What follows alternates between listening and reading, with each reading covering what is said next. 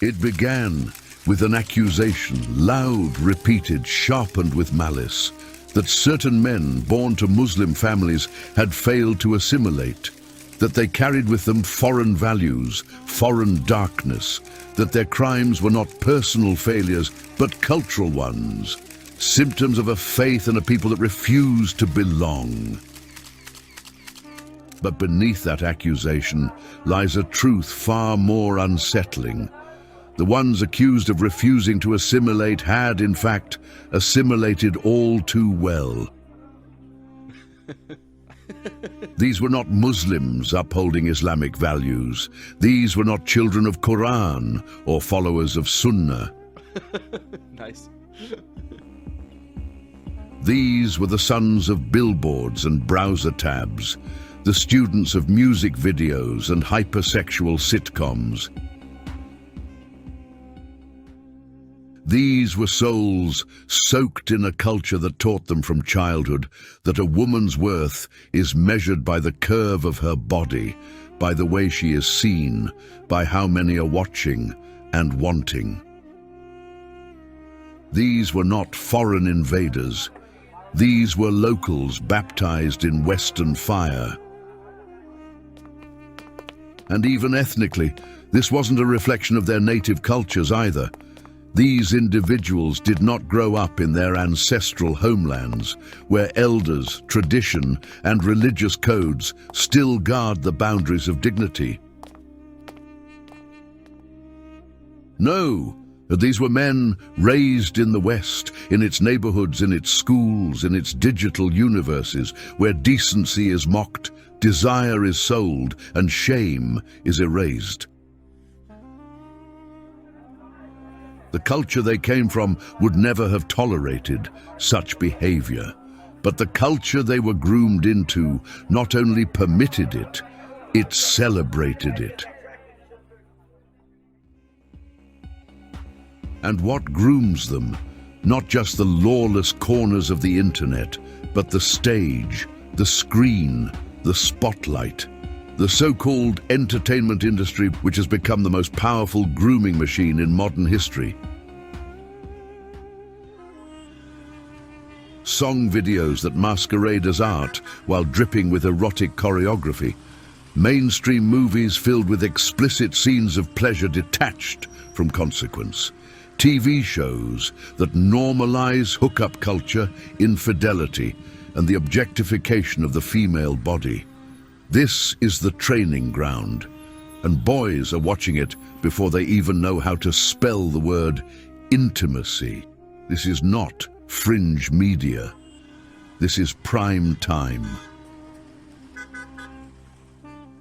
And as the boys are shaped by lust and domination, the girls are shaped by an entirely different kind of grooming, one wrapped in glitter and silicone.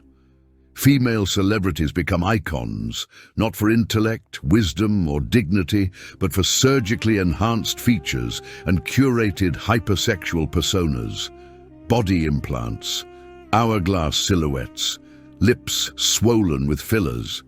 These are no longer seen as extreme. These are now the standard, the ideal, the fantasy sold to every girl. And with that fantasy comes a shift in language, a shift in desire. Compliments like lovely, graceful, or elegant no longer satisfy. The new validation is raw, objectifying, carnal. Girls are taught and begin to believe that being called hot or sexy is more flattering than being called kind or beautiful. These words become currency, not insults.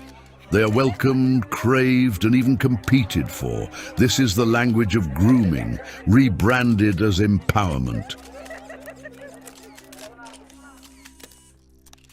Millions of young women chase the image, they chase the shape, they chase the label, and all the while the industry watches, feeding them just enough approval to keep the cycle spinning.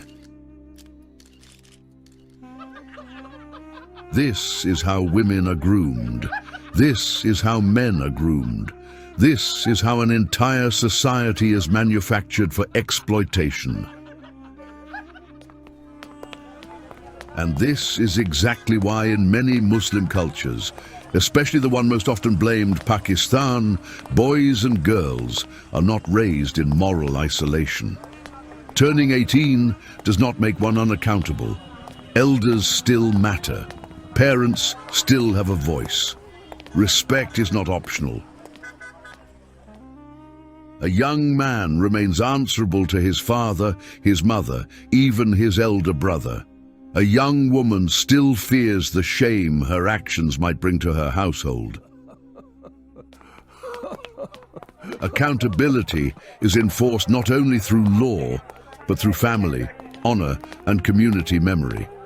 That is what anchors individuals, both male and female, to boundaries. That is what holds back the chaos. And that is precisely what the Western system dismantles. The result is not liberation. The result is collapse on both sides. This is the factory. This is the curriculum. This is the culture that raised them. Islam was not their teacher. Western culture was. So when these men committed unspeakable crimes, it was not Islam acting through them. It was the Western system reproducing itself in bodies that looked different. Their names were foreign. Their appearances were ethnic. But their minds, their appetites, their moral compass, all had been reshaped, refashioned, and rewired by the very culture that now screams accusations. These were not Muslims who resisted assimilation.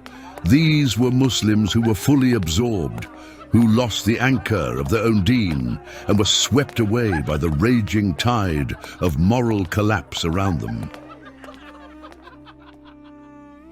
And yet, while accusations are hurled toward Muslim men, particularly those of Pakistani heritage, the numbers reveal an entirely different story.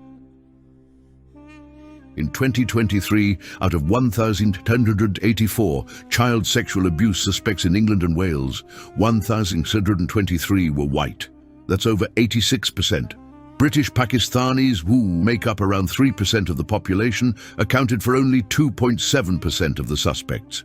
In the first 3 quarters of 2024, data showed 144 white suspects in group-based child sexual exploitation cases, compared to just 31 British Pakistanis suspects.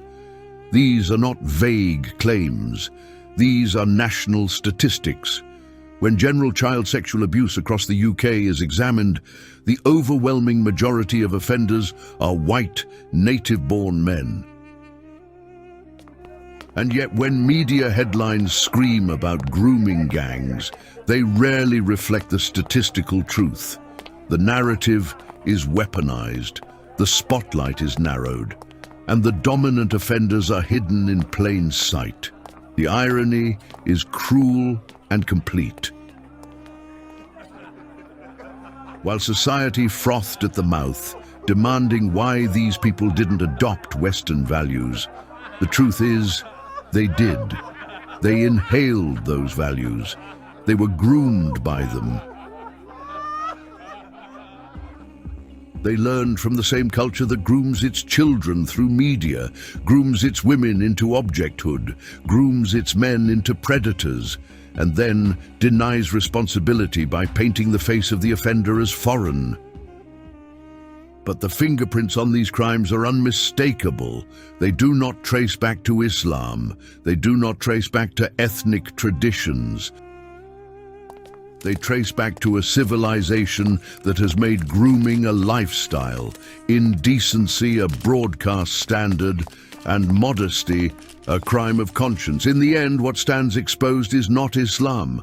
What stands exposed is a system that poisons others and then punishes them for becoming sick.